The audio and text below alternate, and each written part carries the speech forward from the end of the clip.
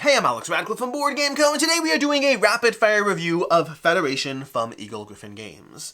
Rapid-fire reviews are a format where I try to give you a general overview of the game, as well as my thoughts and opinions in 10 minutes or less, and sometimes that works and other times it doesn't. Today we're talking about Federation, a 1 to 4 player worker placement game that I'm going to have to give you a very brief overview of the game and not at all diving into the rules, or else the rules alone would be a 20-minute presentation. You see, Federation is a worker placement game in which you are placing workers down onto the board in order to, well, do a variety of different things. These are your workers over here. They have several things you're trying to consider, the first of which is the actual worker placement spot you go to, which in Federation is very much focused around these different areas of the board over here. And so as I place a worker down, maybe I go over here and I'm going towards the pink section, which is down here, the pink planet, and I'll get one of these tiles, which will help me. They're a little bit of a jack of all trades situation going on there. But each of these sections is going to be giving you something. I'll loosely go over the sections, very, very loosely. Down here, you're going to be focusing primarily on gathering resources. Here's a bit of a marketplace where you can trade some things for other things. Over here, you have Jack of all trades with a ton of abilities that are often focused on the specific color as well. So for example, this one means that when I go here, I'll also get an additional 2 of that gem.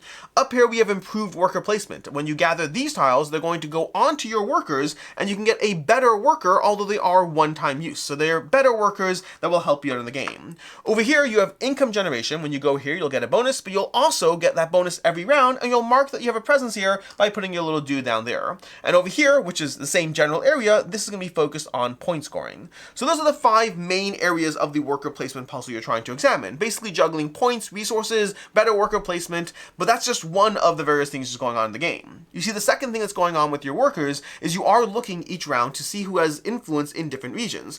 So for example, if I've heavily invested in getting all of these assistants over here, that means that I want this side of the council to win because I'll get points, or everyone will get points if this side wins. Versus if this side wins, everyone's get points for how well they invested in this marketplace over here. So you're constantly looking at the ways you're going to score in each of the 5 rounds of play, because next round you're going to flip these over and 2 new ones will come out. But you're constantly looking at to see how well these things are going to score and to see where you want to invest, because your workers in this game are double-sided. You can place them one way, which will give you access to the main benefit, but you'll give them the other way and you'll get influence values instead, which will affect the overall influence scoring of the side you want to invest in.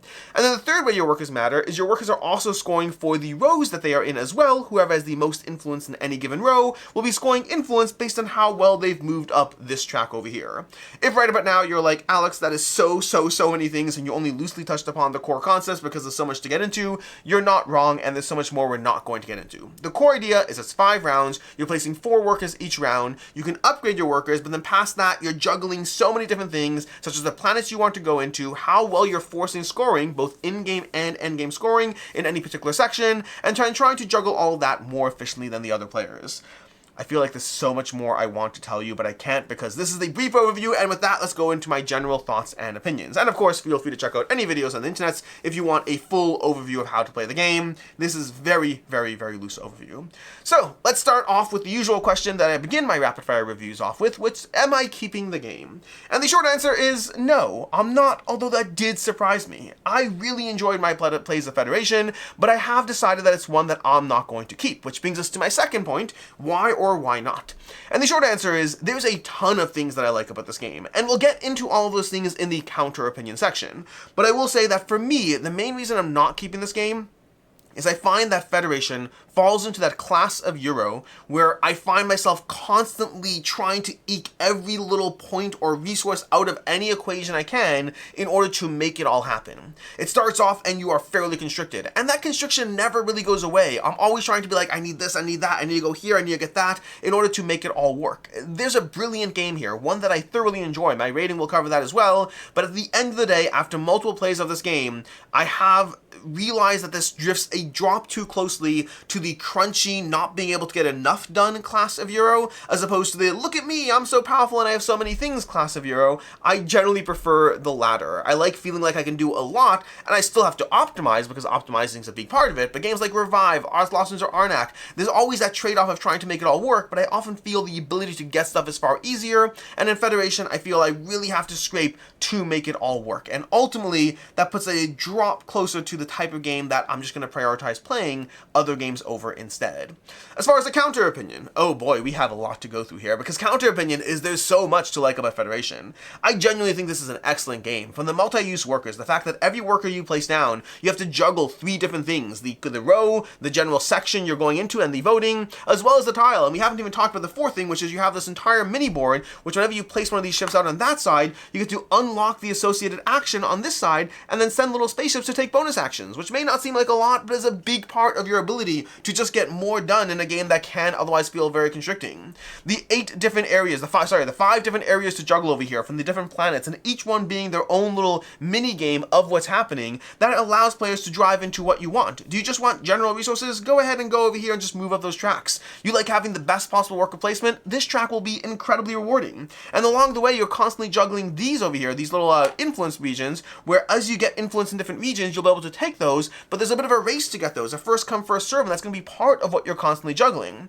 The little bonus actions you take with those spaceships on the sideboard, that gives you so much that you can get that little timing rate, because every round you get a worker placement, and if you have a spaceship, you get a bonus action, but you also have to unlock those regions and move your own board influence up to get them. So a lot has to be done to set yourself up for these, but once you do so, you're left with just tons of little bonus actions you can take whenever you want that feel incredibly satisfying. The different paths to victory in this game are astounding. The ways you can pursue both endgame, in-game, there's so much going on here as far as trying to be mindful of everything that's happening. Are you even scoring the region you're most invested in? We haven't talked about this, but each of these regions has to kind of be unlocked by the players in order to unlock the endgame scoring for how well you've done. But you also play in that game of you don't want to go too far into something by yourself, because then other players aren't invested, aren't incentivized in helping you get there. So it's a game where you kind of have to do your own thing, but you have to be mindful of the other players along the way in order to juggle all of it, and all of it results in an incredibly satisfying experience because you need to team up with other players, but you also need to play your own game. And there's so many intricacies in the gameplay, and it manages to do all this while being one of the most interactive Euros I've played in this genre. And so there's a lot to like here in the counter opinion section. As far as final thoughts and recommendations over here, or did I do recommendations? I skipped recommendations. I'm sorry, I skipped that. We'll cover recommendations at the end, apparently. But as far as final thoughts over here, final thoughts. For me, Federation is a 4 out of 5. I really like this game. I think there's a lot of good things going on here. At the end of the day, it dropped too much to that side where I feel like I'm struggling too much to get everything done as opposed to being rewarded for playing, and it's a very, very sliver. Like, some games are really, really tight in that. This is borderline. I like this game. I like the fact that it's available on Board Game Arena, so I can still play it even if I get rid of it. And honestly, that helps with the setup and teardown, which is not a small factor in the game either. Overall, I like this game. I recommend it. For me, I'm going to prioritize other games over it, but it was very, very close to being one that would stick around. As far as other similar games, which is technically supposed to be early in the video, other similar games, I'm going to say Hadrian's Wall. This game presents itself as a Euro, but very much feels like a roll and write in the nature of these different kind of interweaving elements that all work together. It gives that roll and write feel, and if you want something in that weight class, definitely check out Hadrian's Wall. And if you want another game that has you being mindful of that roll and write feel, those different tracks, different areas to invest in, check out Tapestry for a game that kind of give me the same vibes as this one, but definitely a lot more on the lighter side. In any case, and until next time, I'm Alex Radcliffe from Board Game Co. I hope you found this review helpful, and as always, I hope you have a good one.